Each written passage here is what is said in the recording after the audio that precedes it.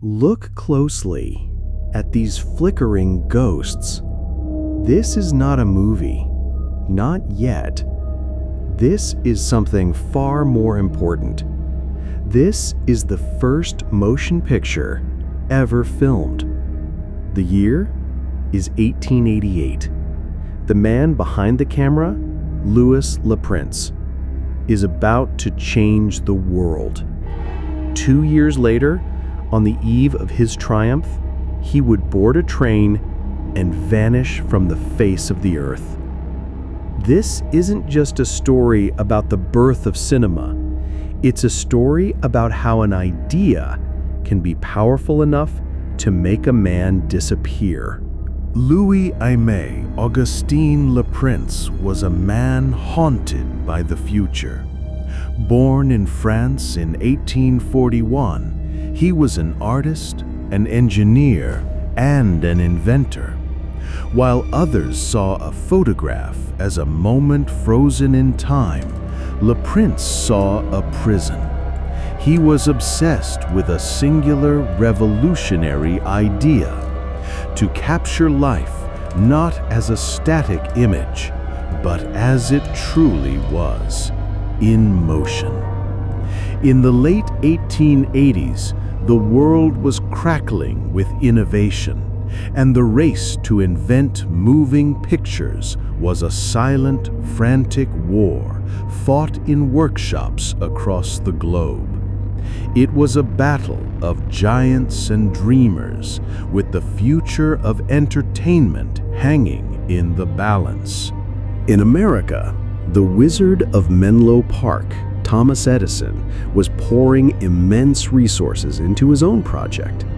His Black Maria studio was the first of its kind, and his kinetograph camera was a marvel of engineering, using strips of celluloid film. But his vision was limited by commerce.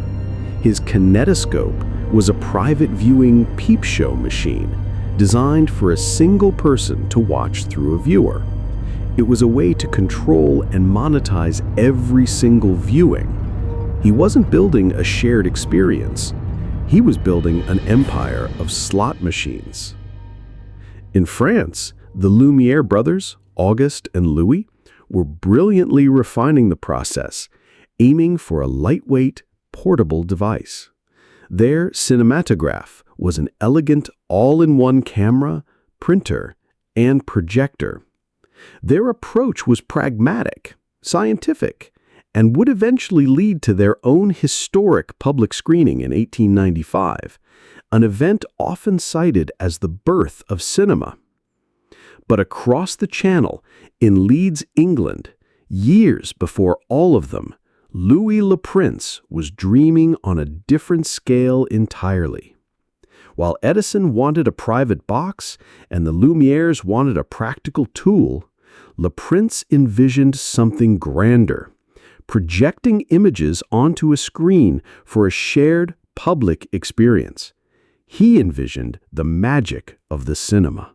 Working with limited funds but boundless ingenuity, he achieved his breakthrough, a single-lens camera that could both capture and project moving images. In October of 1888, 2 full years before Edison's first successful prototype and 7 years before the Lumiere's famous screening, he pointed this miraculous device at his family and friends. The result was the Rounday Garden scene, 2 seconds of silent, grainy footage that represent the moment humanity learned to record reality. His letters from this period, written to his wife Lizzie, burn with the fever of imminent success. My dearest Lizzie, I have done it. It breathes. Life, captured in a box of wood and brass. I watched my own son walk, not in memory, but again and again on the white sheet I have hung in the workshop. It is a form of magic, my love, a resurrection. The Americans can have their light bulbs and their phonographs. We have captured time itself. Preparations must be made for New York. The world must see this. Soon, my love, soon. By September 1890, Le Prince was ready. He had secured patents in multiple countries and scheduled a grand public demonstration at the prestigious Jumel Mansion in New York City. This was to be his moment, the unveiling that would cement his name in history. Before sailing to America, he decided to make a final trip home to France to visit his brother, Albert, in Dijon, likely to settle family matters and secure additional funding. On September 16th, after what his brother described as a pleasant visit, Albert escorted Louis to the Dijon train station. He watched as the 49-year-old inventor boarded the 2:42 p.m. express train to Paris. Le Prince was traveling alone in a private compartment, carrying a small valise containing his precious patents, new camera designs, and personal effects. The train journey from Dijon to Paris was approximately 150 miles. While there were no scheduled stops, a train of that era could occasionally be halted by signals on the track, making it a theoretically porous vessel, though any foul play would require impossible timing and luck. When the train pulled into the station in Paris, friends waiting to greet Le Prince found his compartment empty. He was gone. Not just him. His luggage, his valise with the patents, everything had vanished. A thorough search of the train revealed nothing. The windows were locked from the inside, as was the door to his compartment. No one reported seeing or hearing anything unusual. The French police and later Scotland Yard were baffled.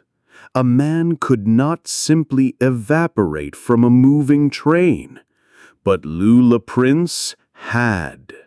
The Sûreté, the French National Police, launched a massive investigation led by a determined inspector named Lacroix. His case file, which now resides deep in the Paris archives, tells a story of utter frustration. They retraced the train's route mile by mile, searching every bridge and embankment. They found nothing. They questioned every passenger and crew member. Their testimonies only deepened the mystery. The conductor swore he had checked on Le Prince an hour outside of Dijon and all was well. The brakeman at the rear of the train saw nothing unusual. It was a perfect locked room mystery, but the room was a train car traveling at 40 miles an hour. Inspector Lacroix's primary interview was with the last man to see him alive, his brother, Albert. Albert claimed the visit was cordial, a simple family farewell, but under questioning, he admitted that Louis had seemed agitated, mentioning vultures circling his work and the immense pressure he was under. He was certain his brother had simply chosen to disappear, perhaps to start a new life in America under a different name, away from the stress. A convenient explanation, perhaps too convenient. The investigation officially stalled, bogged down by a lack of evidence. In the vacuum of facts, theories began to bloom. Edison was known for his ruthless business tactics. Did he view Le Prince not as a competitor, but as a threat to be eliminated? The theory suggests an agent hired by Edison boarded the train, murdered Le Prince, and threw his body and luggage from the moving train over one of the many bridges on the route. It was a perfect crime, leaving no evidence. While compelling, no direct link between Edison and Le Prince's disappearance has ever been proven. Edison's own motion picture system, the Kinetoscope, would debut 3 years later, making him a fortune and cementing his name in history as the father of cinema, a title that perhaps belonged to Le Prince. A darker, more intimate theory points the finger at his own brother, Albert. Police reports noted that Albert was deeply in debt. The brothers had argued over their mother's will. Did this argument escalate on the way to the station? Did Albert, in a fit of rage, kill his brother before he ever boarded the train and merely pretend to watch him leave? This would explain the lack of witnesses on the train itself. Albert took his own life by drowning a few years later. Could a guilty conscience have finally caught up to him? With no body, it remains pure speculation. While the police investigation faded, a new battle began. Lizzie LaPrince and her eldest son, Adolphe, fought tirelessly to have Louis recognized as the true inventor of cinematography. They entered into a lengthy and costly legal battle against Edison in the United States, a true David versus Goliath fight. Adolphe, a talented artist and engineer in his own right, became the family's champion, determined to clear his father's name. He meticulously prepared evidence, gathering his father's designs, notebooks, and witness testimonies.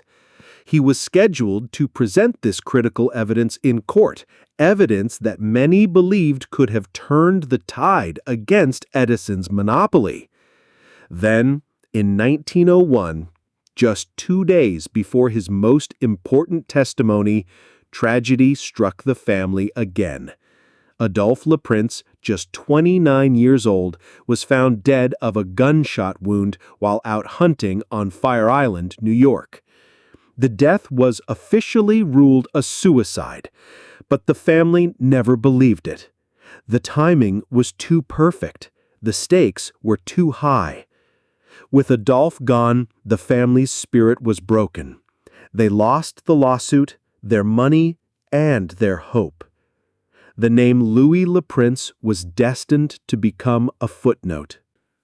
But there is one final theory, one not found in police records, but hidden between the lines of LaPrince's own frantic final letters. It suggests the inventor wasn't a victim of greed or anger, but of his own creation. LaPrince wrote about the strange artifacts his camera would produce, faces appearing in crowds that weren't there, figures lingering in the background of empty rooms. He dismissed them as tricks of the light, chemical smudges on the film, but as he perfected his invention, the ghosts became clearer, more defined, and more terrifying. My dearest Lizzie, the projection, it shows more than what was there.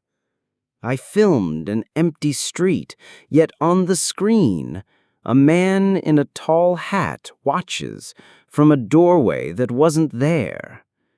I filmed our garden, and a child's face peers from the upstairs window, even though the house... What if Louis LaPrince's invention didn't just record reality? What if it disturbed it? What if the very act of capturing motion tore a thin veil between our world and another? What if, on that train, he wasn't running towards his future, but running from the phantoms he had accidentally captured? This theory suggests a final, desperate act, that LaPrince, terrified, threw himself and his accursed invention from the train, choosing oblivion over the horrors his own genius had unleashed. A man haunted by the ghosts he was the first to film. Years later, a photograph of a drowning victim from 1890 was found in the Paris police archives. The family claimed it bore a resemblance to the lost inventor, but a positive identification was never made. The body was buried in an unmarked grave. Louis LaPrince was declared legally dead in 1897. His legacy was swallowed by history, his name becoming a footnote in the story of his rivals. He was the man who held the future in his hands, only to become a ghost of the past. The truth of what happened on that Dijon to Paris train is likely lost to time forever. Was Louis Le Prince a victim of the world's first act of industrial movie piracy, a family feud, or did he simply see something he shouldn't have? Leave your single most compelling theory in the comments below. For the Midnight Archive, I am the archivist. And remember, some stories were never meant to be filmed.